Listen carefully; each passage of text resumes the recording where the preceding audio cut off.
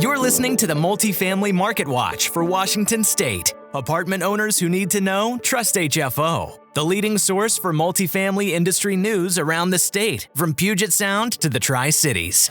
Welcome back to Multifamily Marketwatch for Washington State. I'm your host, Aaron Kirk Douglas, broker with HFO Investment Real Estate, and here are today's guests. I'm Rochelle Ganderud, Water Program Specialist for Community Engagement and Conservation with Tacoma Water.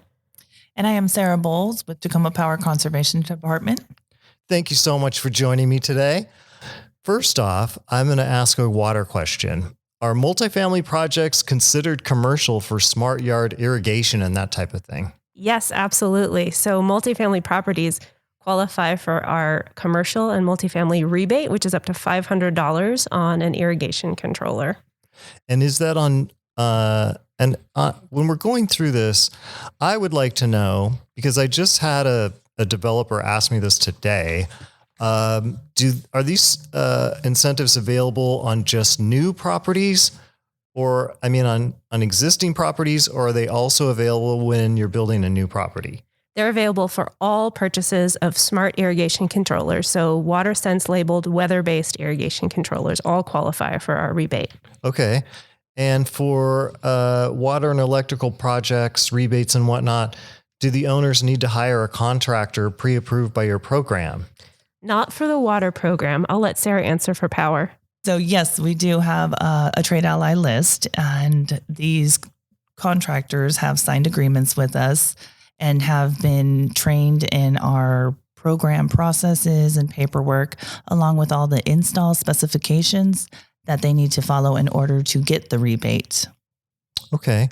Now, for some of these things, I know in the past, for example, on residential properties, you could get low flow water inserts for sinks or showers or that kind of thing. Are those still available? Are those kinds of things available for multifamily projects, or what do you have? Yeah, absolutely. Those shower heads and sink aerators are still available for multifamily property owners. It just requires a tour of the facility for me to look at up to 10% of the units to sort of see what's in place now. And if what we have to offer is more efficient than what's installed, then we give shower heads and sink aerators for free. And that's for the entire property. And then do you have somebody or do you come back and check to make sure they're actually installed, or are you just looking at their water bill? We have the someone who is able to sign for the property, sign an agreement saying they will install those items at the property. And then I do look at the water bills as they continue on through the next year or two to see if we see a reduction in water use on the bill. Okay. And what are some major sources of leaks that multifamily owners should be aware of? Do you know of any? Yeah, I'm so glad you asked, because the thing I always like to mention to multifamily owners is toilets. Toilets can leak more than 100 gallons an hour if a flapper is faulty. And so if you have a building full of faulty flappers, say that 5 times fast, right? Then you can be wasting hundreds and hundreds of gallons of water, and they can be silent leaks. So you might not even know about it. So having your tenants be willing and quick to report toilet leaks to you can be a huge savings for your water bill. And for your wastewater bill. Well, and for the tenants' water bills, because a lot of those tenants are billed back for the utilities at a certain percentage of the rate. Do you offer any kind of toilet flappers? We don't offer toilet flappers right now, no. Because those things, I know when I've been to the hardware store, those aren't cheap. Okay. And now let's turn to electricity for a minute. Is multifamily housing considered a business for energy consumption? Short answer is no, but it depends on who you're talking to.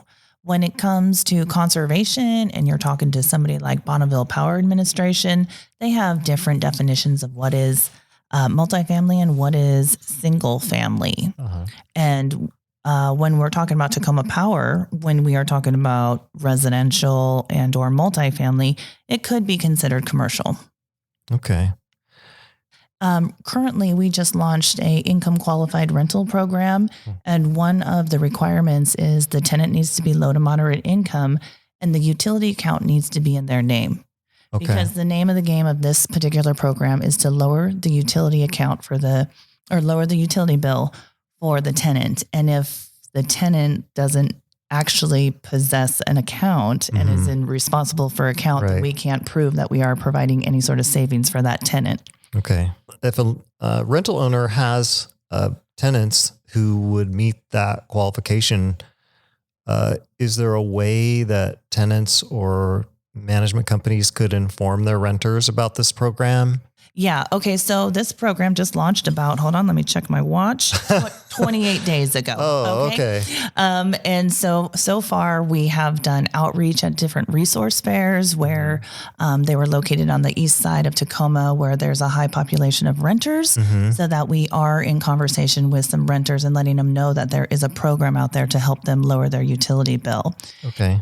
In addition to working with some of our local housing agencies and reaching out to some of their rental property owners and promoting the program as well. We will be having, of course, a place on the website where people who are interested in this program or have heard from word of mouth about some sort of rental program, they'll be able to go and check out more information on our website. In addition, we have also trained all those trade allies about the new program. So as they are out in the field giving people bids and they say, hey, I'm a renter, I have high utility bills, they can say, yep, we have a program for that. And also reverse that if they run into some sort of rental property owner who has multiple single family units, they can also inform them about the program and get them connected with me. Does that program have a specific catchy name yet, or the IQRP, the Income Qualified Rental Program? Oh, the IQRP. The IQRP. I will remember that. We definitely chose to use a name that was very descriptive and clear when you read the name and you're like, okay, Income Qualified Rental Program. Yes, makes sense. Yeah. Can you talk a little about your service area, and do people just sort of know whether they're in your service area, or are there some people who get confused about that, or do you have overlap? I mean, people definitely, some people know their service area and some people don't. And I think one of the things that is admittedly confusing about Tacoma Public Utilities is that Tacoma Water and Tacoma Power don't have the same service area. So while we both overlap on the city of Tacoma, Tacoma Water tends to serve more communities to the north and east of the county, and Tacoma Power I'll let Sarah talk. Yeah. So then the Tacoma Power territory is more, we kind of have a break in JBLM. JBLM has their own account. We work all the way up to JBLM, skip JBLM, and then we're going further south into Roy. And then fun fact, there are 11 electric utilities in our service territory. So we do share that. And we have funny little pockets of areas that are not our service territory.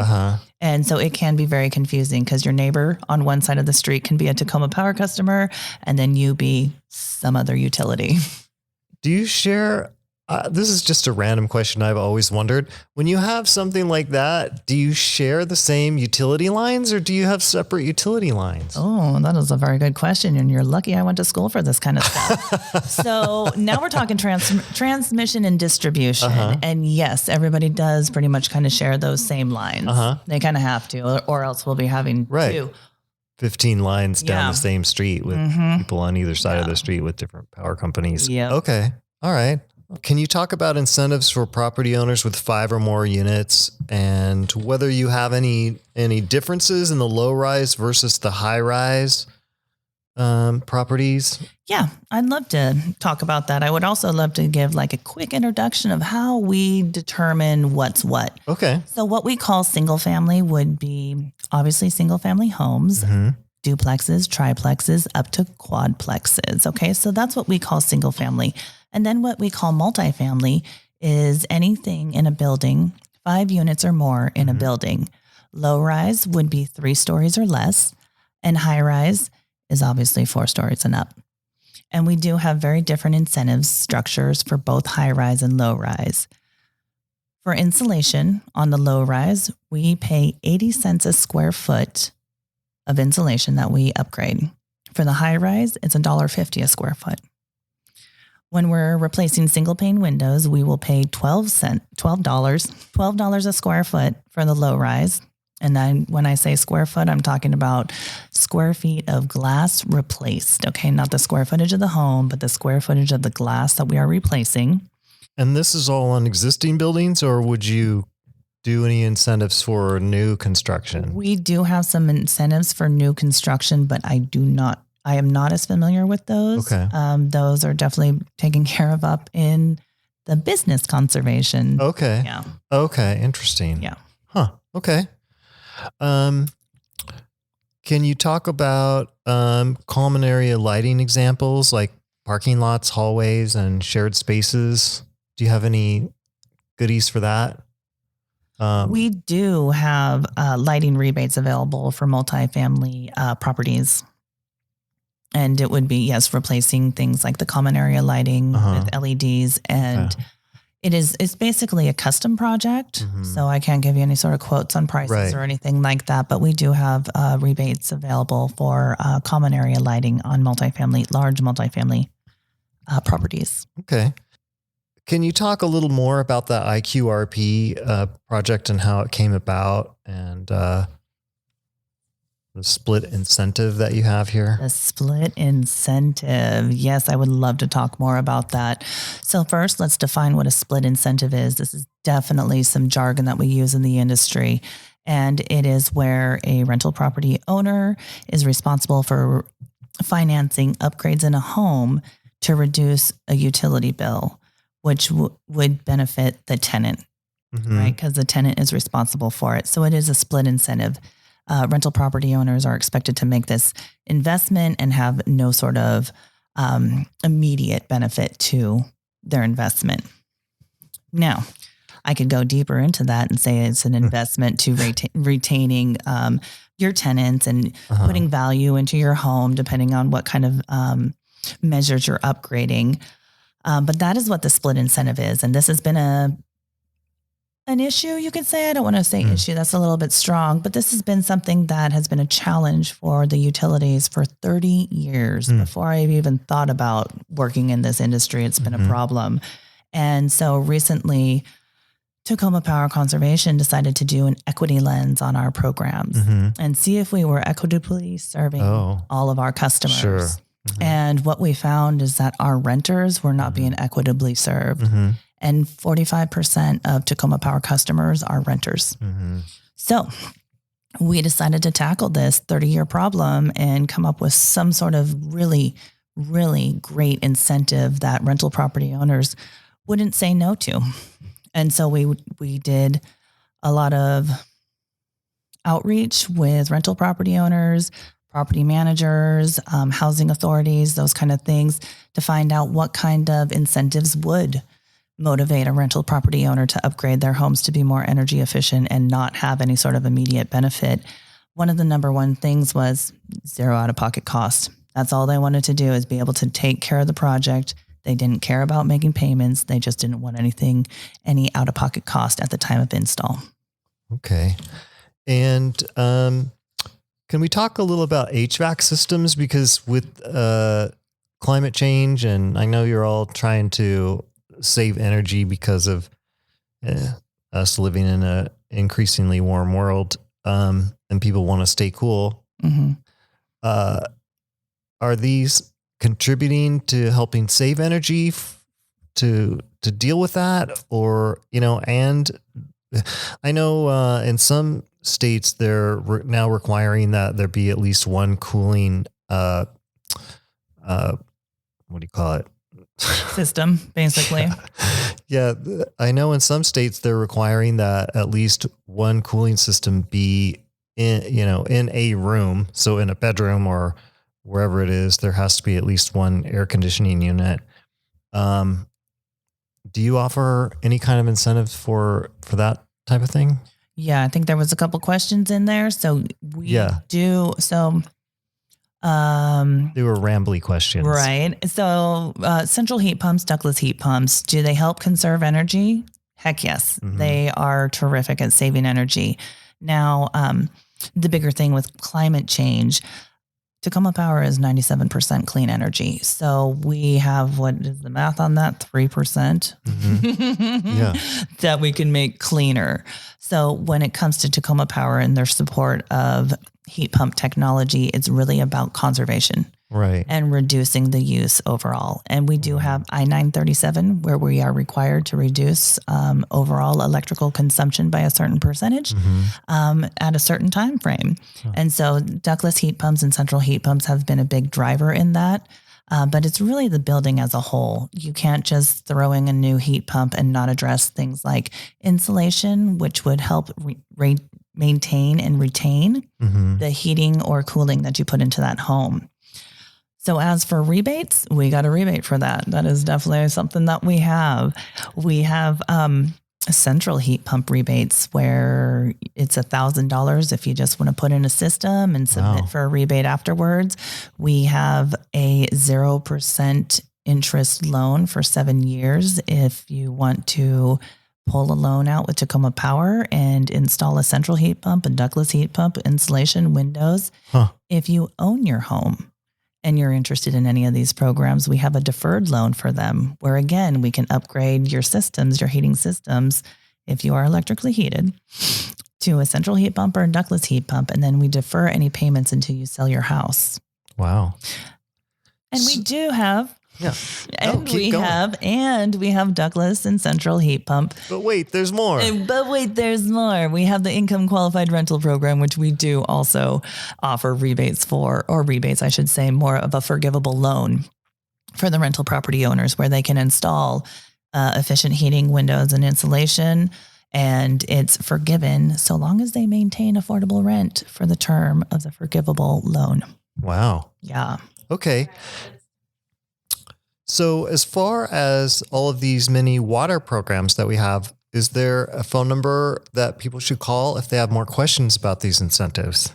I would love to send folks to our website first, which is mytpu.org/watersmart. But if they want to call me, that's 253-502-8723.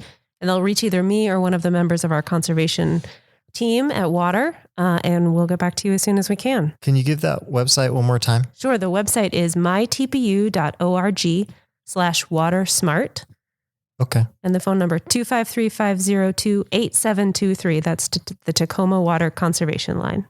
Okay. So was there anything we didn't touch on the power side that we should also make people aware of?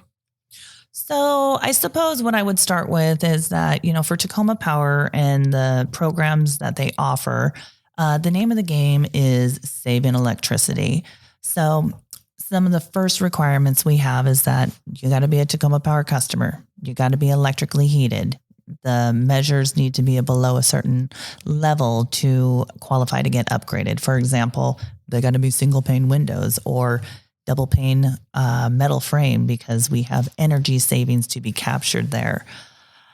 A lot of utilities do have these sort of programs. For example, PSE has their own conservation program for gas. Okay, so as we help electrically heated homes, PSE in tandem throughout our territory as well have programs for their gas heated homes that they serve.